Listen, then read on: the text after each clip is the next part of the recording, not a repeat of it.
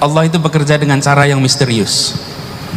Tanggal 23 September 2016 itu adalah tanggal pendaftaran pilkada.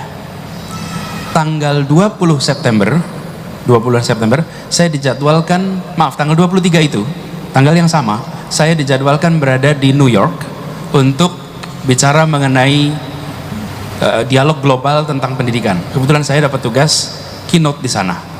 Nah, ketika saya selesai jadi menteri, saya lapor ke mereka bahwa saya sudah tidak lagi menjadi menteri. Undangannya dari Januari, ini September, Juli saya sampaikan saya tidak lagi. Lalu mereka mengatakan tidak, undangannya tetap untuk Anda dan Anda tetap diundang untuk bicara.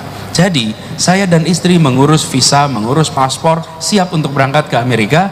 Karena buat kami, mumpung nganggur nih, kan nganggur, udah selesai pekerjaan, kesempatan untuk datang ke kampus dulu kami kuliah. Itu 23 September. Sesudah Idul Adha, kira-kira sekitar tanggal 15-an, saya sakit, kena nyamuk demam berdarah.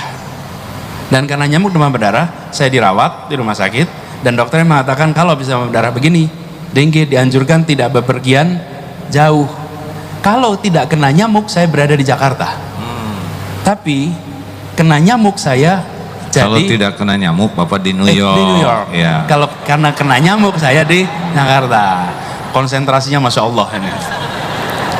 Jadi kalau waktu itu saya tidak sakit, Pak, saya lagi nggak di Jakarta dan saya nggak ikut proses itu semua. Jadi kalau tadi ditanya apakah pernah menduga, tidak, merencanakan, tidak. Tapi saya waktu itu sampaikan ketika saya dipanggil pertama kali, saya sampaikan begini, saya akan konsultasi pada ibu dan keluarga. Kalau ibu meridhoi, saya akan jalan.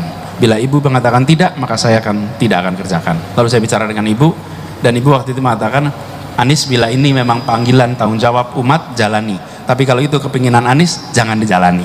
Jadi karena itu, bismillah, saya jalankan itu. Masya Allah, dipotong dulu segitu ya. Jadi sekarang kita tahu bahwa beliau itu jadi gubernur syariatnya oleh nyamuk, benar? Kepada yang digigit nyamuk jangan suudon ya. Siapa tahu ini persis seperti yang nyari jodoh. Pak Anies, ada yang doa, ya Allah saya ingin punya jodoh. Lalu keluar rumah langsung ada yang melirik kepada dia, tanpa rasa malu mendekat dan menggigit betisnya.